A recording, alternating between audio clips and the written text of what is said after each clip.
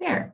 So I'm Denise. I am the manager of community services for St. John Ambulance for both Nova Scotia and Prince Edward Island.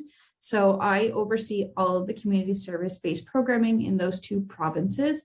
With me, I have my coworker Kelsey here. She is one of our coordinators within the community service department. So we're going to take you guys through a little bit of who we are and the opportunities that we have.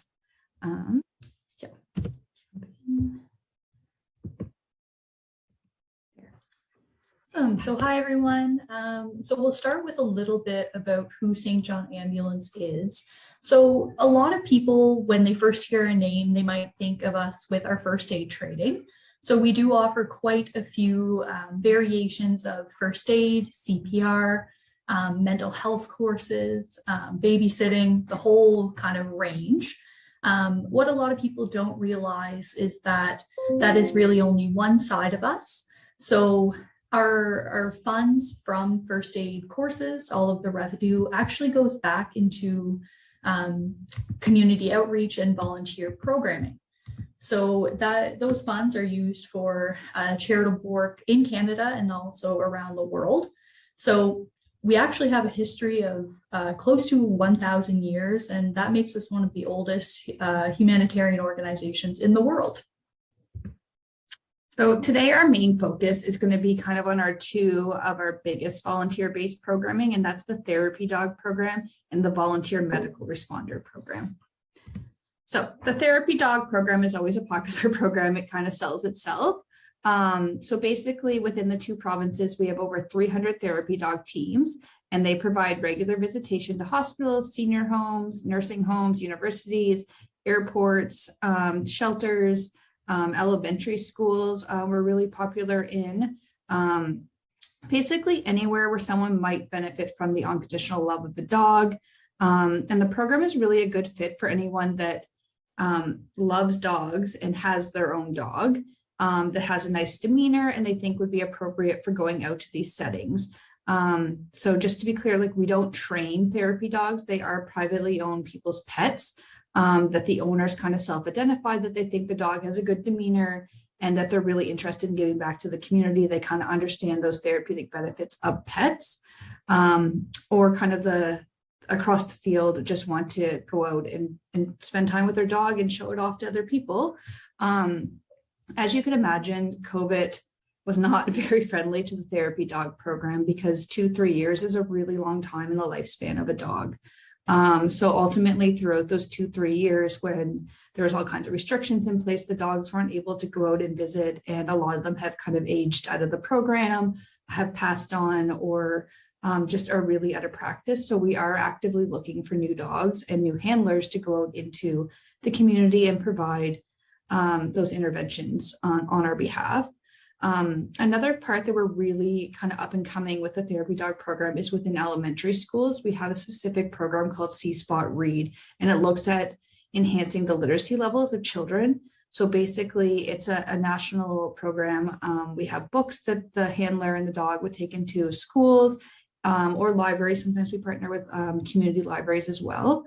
And ultimately the children read this little book or whatever book they want to the dogs, and it kind of stems from the idea that the dogs are non-judgmental, and it kind of helps them get that confidence back that maybe they've been lacking. And we have found with COVID, like, children's literacy levels are really down just because of the way that the school has been structured the last 2-3 years. So that's kind of a big thing we're doing with the therapy dog program right now, which is really exciting. So if anyone is interested, so the number one qualification is you need to have a dog. We don't have dogs that we hand out to people, which is often a misconception. The dog has to be a minimum of 1 year old. It has to be fully vetted. And then the candidate, the handler, needs to provide 3 references, an up-to-date criminal record check and vulnerable sector check as they are sent out to facilities. So often if you're visiting a nursing home or a hospital or a correctional facility, all of those components have to be up to date, and they won't have you in unless you have them. The other thing is, so you would fill out your application, you would send it to me or Jaslyn, who's the contact on the island.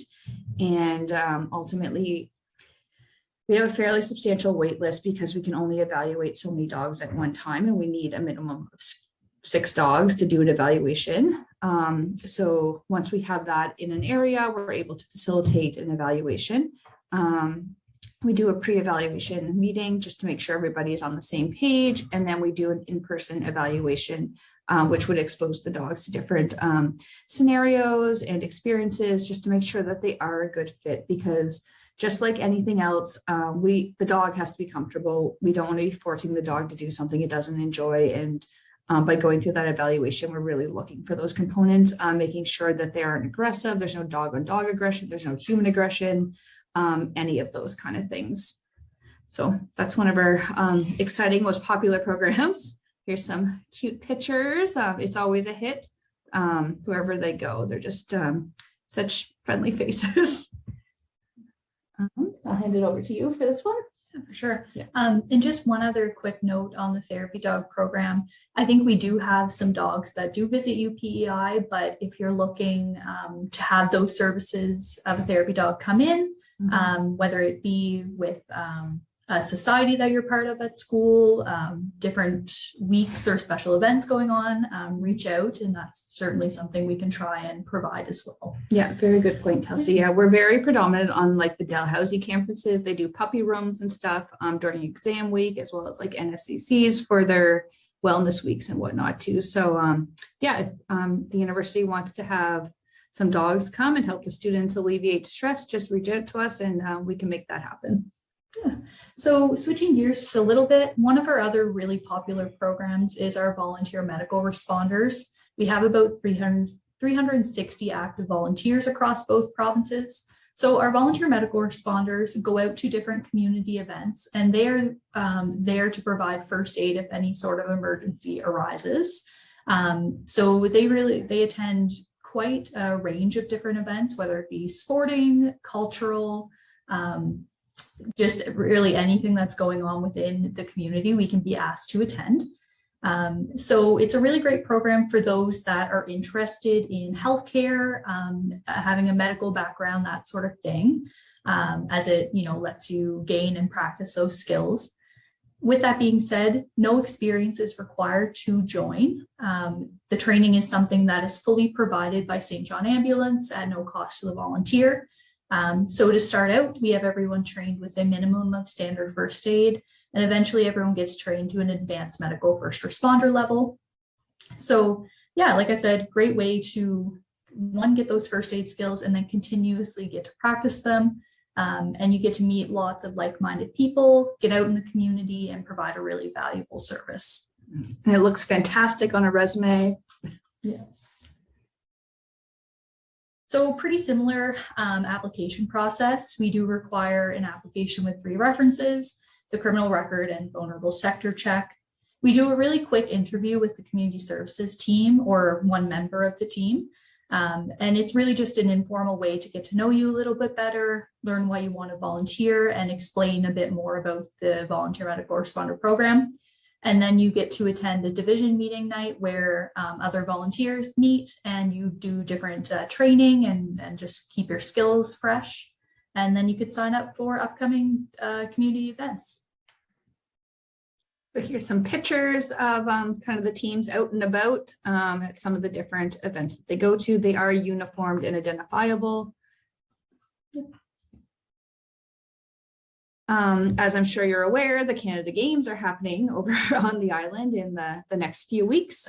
So we'll be over there providing services at that event. And if anybody happens to be out and about and sees the team, you're welcome to stop by and ask them what it's all about and kind of get a good understanding that way. So we'll just quickly go through some of our other community service-based programs that are kind of operated on a smaller scale. Yeah, so a little bit of an overview. Nationally, St. John Ambulance is building our capacity to be able to respond to emergencies and do some more hands-on humanitarian work. It's something that we've done for a long time, but we've fortunately received funding from the federal government to really formalize these processes. So we will be establishing emergency response units throughout the 2 provinces. Those volunteers will be trained to support either local or regional within the Maritimes emergencies. And soon, within the next year, we will be recruiting volunteers outside of St. John Ambulance for that. But it is a really exciting opportunity coming up for those that have always kind of been interested in that. So we have two other programs that kind of piggyback off each other. We have the Life Smart program, which looks at providing high school students throughout Nova Scotia and Prince Edward Island with first aid and women's training. Each year, St. John Ambulance trains approximately 6,000 high school students in Nova Scotia alone within this program. The other one that we have is kind of a newer one. It's our SJ Connect. So it's a new leadership development program. It focuses on health and safety and kind of those life skills that you would hope that your adolescent were gaining. So it's designed to give 14 to 19, designed to give ages 14 to 19 opportunities to engage with their community and build skills for employment and just interpersonal skills. And then quickly, we are also expanding to providing programming directly for seniors or older adults. So we're actually kind of entering a pilot stage on a safety ambassador program, and it's essentially a peer first response and wellness engagement program for older adults. They look to kind of provide extra social support and education on resources on how their peers and themselves can live safely at home alone.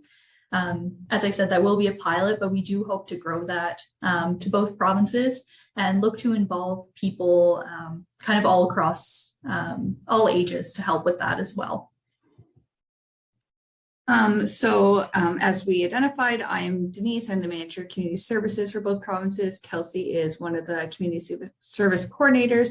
Jaslyn is our community service kind of representation on the island. She unfortunately was unable to be here today, but this is her contact information if anybody does want to reach out to her.